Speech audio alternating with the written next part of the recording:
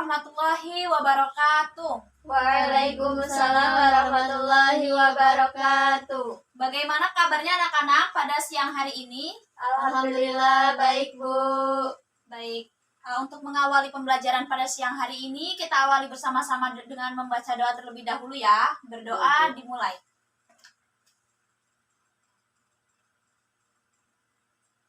Berdoa selesai.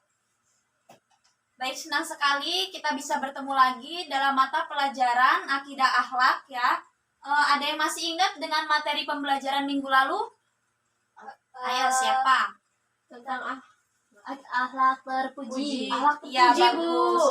Ya, jadi kemarin kita sudah belajar tentang membiasakan akhlak terpuji. Nah, terpuji. Lalu sekarang kita, seperti yang sudah Ibu sampaikan minggu lalu, kita belajar tentang, ada yang tahu nggak hari ini kita mau belajar tentang apa? Akhlak tercela, Bu. Iya, bagus sekali. Di sini kita akan belajar tentang menghindari akhlak tercela, yaitu fitnah, namimah, dan Ghibah. Jadi di sini Ibu akan menyampaikan tujuan dari pembelajaran kita terlebih dahulu ya. Yang pertama, siswa itu dapat menjelaskan pengertian dari fitnah, namimah, dan ghibah. Lalu yang kedua, siswa dapat menjelaskan cara menghindari perilaku fitnah, namimah, dan ghibah. Lalu yang ketiga ada siswa dapat menyebutkan contoh-contoh perilaku fitnah, namimah, dan ghibah.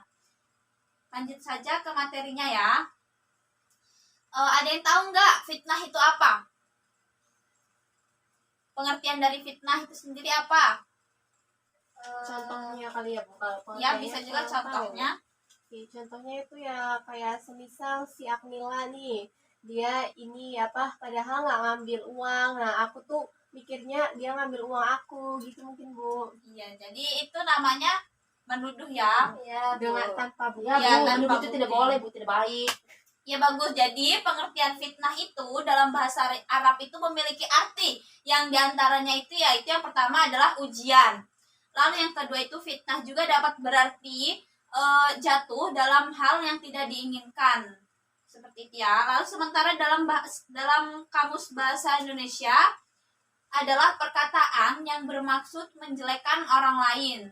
Seperti yang dikatakan Firda tadi ya, menuduh tanpa adanya bukti.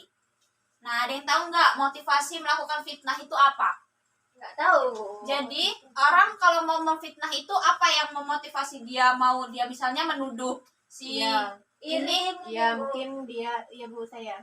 Ya? Ya, mungkin dia karena iri, karena nggak suka sama yang difitnah tadi. Ya. Jadi, di sini motivasinya itu ada yang pertama itu mencari harta duniawi. Nah, motivasi seorang melakukan perbuatan fitnah diantaranya karena dengan menfitnah ia berharap mendapatkan uang. Nah, itu ya. Jadi mencari harta duniawi dengan cara menfitnah itu sebenarnya tidak baik.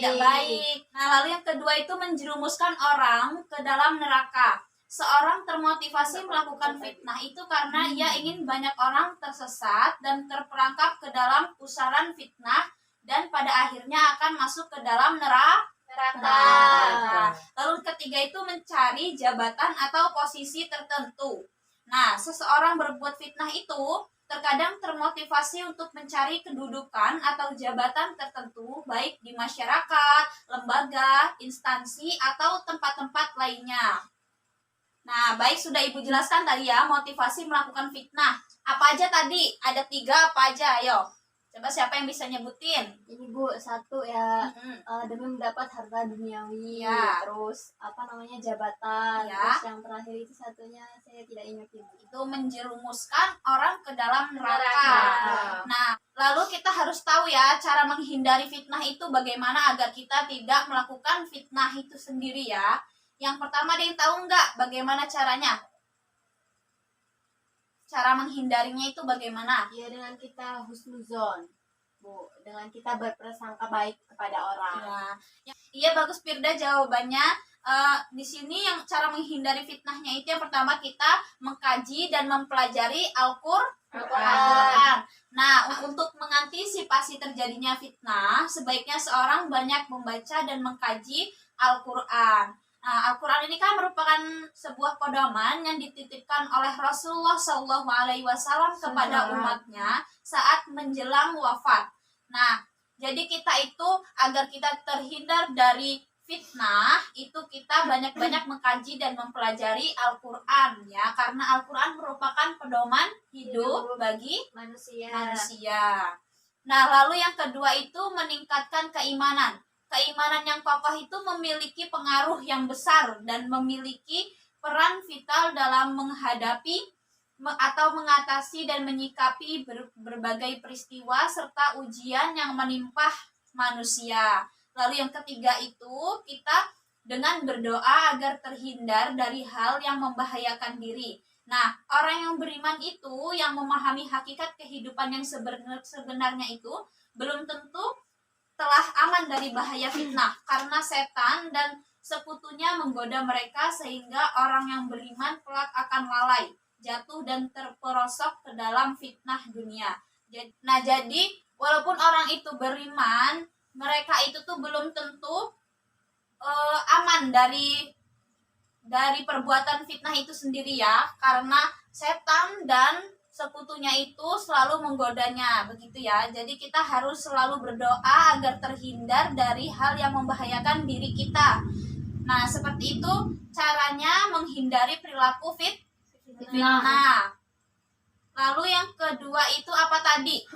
Perilaku tercela itu apalagi selain fitnah tadi ada namimah. Nah, di sini ada yang tahu nggak pengertian dari namimah itu sendiri apa? Oh Bu, namimah adalah mengadu domba seseorang satu sama lain. Iya, bagus sekali Akmila ya. Iya Bu.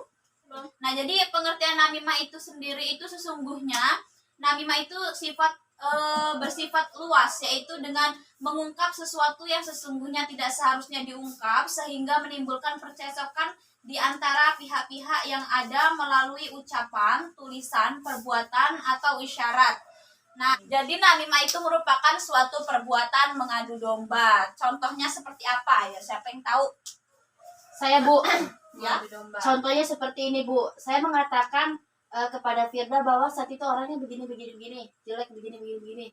Dan saya juga mengatakan pada Sati bahwa Firda ini orangnya begini. Jadi antara Sati dan si Firda ini apa sih?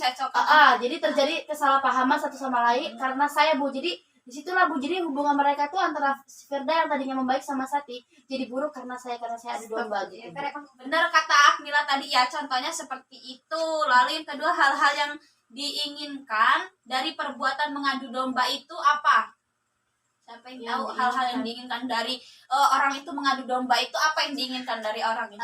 Agar orang-orang tersebut itu mengalami pertengkaran Bu mungkin. Dan juga Bu, orang-orang tersebut menginginkan ini Bu, apa namanya, tidak ada perdamaian gitu loh Bu. Iya, Percekcokan.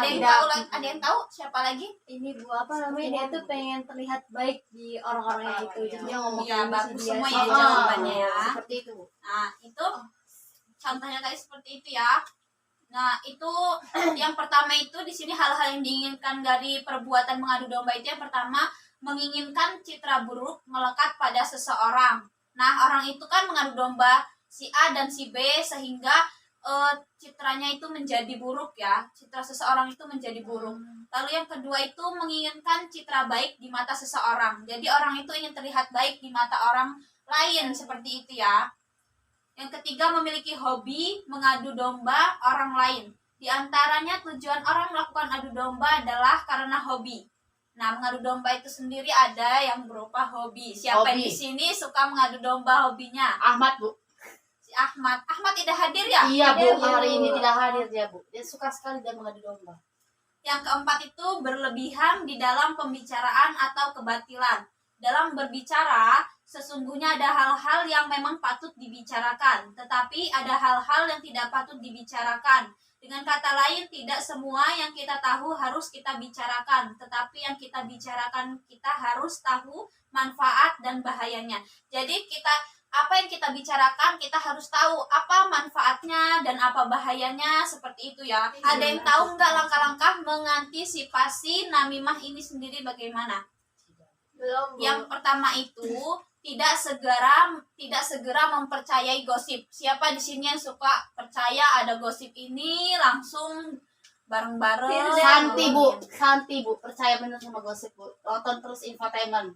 Ya, lebih baik kita introspeksi diri kita sendiri dengan tidak menuduh orang lain ya, Iya, agar Bu. kita juga tidak selalu merasa benar. Itu tidak boleh juga itu ya. Lalu yang kedua itu mencegah dan menasehati pembawa berita. Nah, kalau misalnya ada orang yang mau gosip, itu kita harus menasehati, jangan kita malah mendukung. Ya, itu tidak boleh. Lalu yang ketiga, memiliki asas praduga tak bersalah. Nah, sebagai seorang muslim, tidak boleh begitu saja percaya terhadap berita yang belum jelas sumbernya. Oleh karena itu, ketika ada seseorang membawa harta dengan menceritakan keburukan si A misalnya, maka hal pertama yang kita lakukan adalah berpegang pada asas praduga yang tidak bersalah terlebih dahulu. Hal ini perlu dilakukan agar kita tidak termasuk orang yang terkecoh dan terjerumus di dalam pusaran namimah. Betapapun namimah akan membawa korbannya pada kerusakan dan perpecahan yang dibenci oleh Allah Subhanahu wa taala dan Rasul-Nya. Nah, lalu yang ketiga ada berlaku tercela, yang ketiga ada gibah. Nah, ada yang tahu nggak pengertian dari gibah itu sendiri apa? Membicarakan keburukan orang lain. Iya, jadi gibah itu berasal dari bahasa Arab dengan akar kata gabah yang berarti tidak hadir atau suatu yang tertutup dari pandangan. Kata gibah dalam bahasa Indonesia berarti menggunjing, yakni menyebutkan kata-kata keji atau meniru suara atau perbuatan orang lain di belakang dari yang tidak berhadapan langsung dengan bermaksud untuk menghinanya. Nah, jadi gibah itu menjelekkan orang lain, membicarakan orang lain dengan di belakang orang tersebut ya, tidak berbicara di hadapan orang tersebut. Jadi seperti membicarakan di belakang orang lain, membicarakan keburukan orang lain, seperti itu ya. Ya, Bu. Nah, lanjut ya. Motivasi dari perbuatan gibah.